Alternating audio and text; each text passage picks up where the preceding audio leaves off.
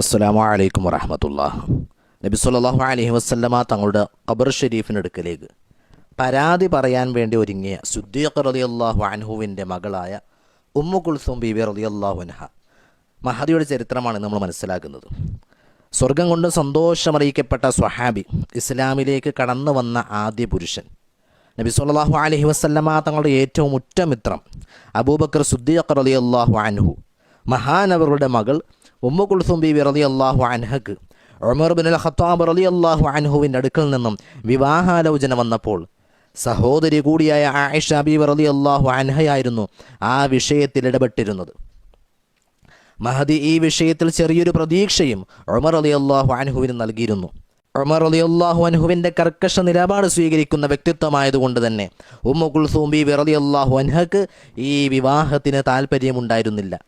അങ്ങനെ ഇരിക്കെയാണ് അവർ സ്വന്തം സഹോദരി കൂടിയായ ആയിഷ ബീവി റളിയല്ലാഹു അൻഹയോട് പറയുകയാണ്, വല്ലാഹി ലഇൻ ഫഅൽതി ലഅഖ്റജന്ന ഇലാ ഖബ്രി റസൂലില്ലാഹി സ്വല്ലല്ലാഹു അലൈഹി വസല്ലം വലഅസിഹന്ന ബിഹി.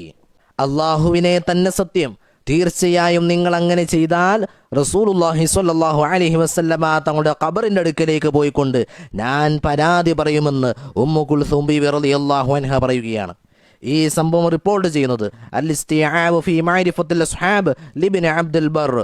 ഇമാം ഇബ്നുൽ ബർ റഹിമഹുല്ലാ ഹിജറ 300 ജീവിച്ച മഹാനാണ്. കിതാബുൽ ഇസ്തിആബ് എന്ന കിതാബിൽ കൊണ്ടുവരികയാണ്. മറ്റു റിപ്പോർട്ടുകൾ നമുക്ക് കാണാം. തഫ്സീറുൽ ഗരീബിൽ മുവത്ത ലി അബ്ദുൽ മലിക് ഇബ്നുൽ ഹബീബ്, താരീഖ് ദിമിഷ്ക് ലിബ്ൻ അസാക്കിർ തുടങ്ങിയ ഗ്രന്ഥങ്ങളിലേക്ക് നമുക്ക് ഈ ചരിത്ര സംഭവം കാണാൻ സാധിക്കും. തൗഹീദിൻ്റെ വെളിച്ചം വിതരണം ചെയ്ത നബി സല്ലല്ലാഹു അലൈഹി വസല്ലമ തങ്ങളുടെ പ്രിയ പത്നി ആയിഷ ബീവി റളിയല്ലാഹു അൻഹയോടാണ് സ്വന്തം സഹോദരി ഉമ്മു കുൽസൂം ബീവി റളിയല്ലാഹു അൻഹ ഒരു പ്രയാസം വരുമ്പോഴേക്കും ഖബറിൽ കിടക്കുന്ന ഹബീബായ റസൂലുള്ളാഹി സ്വല്ലല്ലാഹു അലൈഹി വസല്ലമ തങ്ങളുടെ ഖബർ ഷരീഫിലേക്ക് പോയി പരാതി പറയാൻ ഒരുങ്ങിയത്.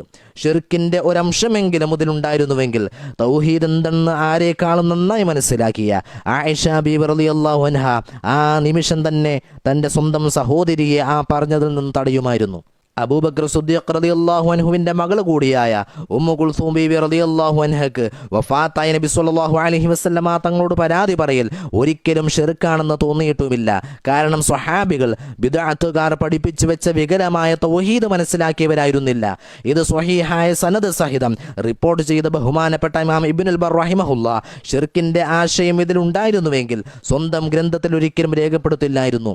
അബൂബക്കർ സിദ്ദീഖ് റളിയല്ലാഹു അൻഹുവിൻ്റെ മകൾക്ക് മനസ്സിലാകാത്ത തൗഹീദാണ് കേരളത്തിലടക്കമുള്ള പുത്തംവാദികളായ ആളുകളുടെ വികലമായ തൗഹീദെന്ന് ഈ സംഭവത്തിൽ നിന്ന് നിസ്സംശയം ബോധ്യപ്പെടുന്നതാണ്. അല്ലാഹു സുബ്ഹാനഹു വ തആല സത്യം മനസ്സിലാക്കാൻ തൗഫീഖ് നൽകട്ടെ. അസ്സലാമു അലൈക്കും വറഹ്മത്തുള്ളാഹി.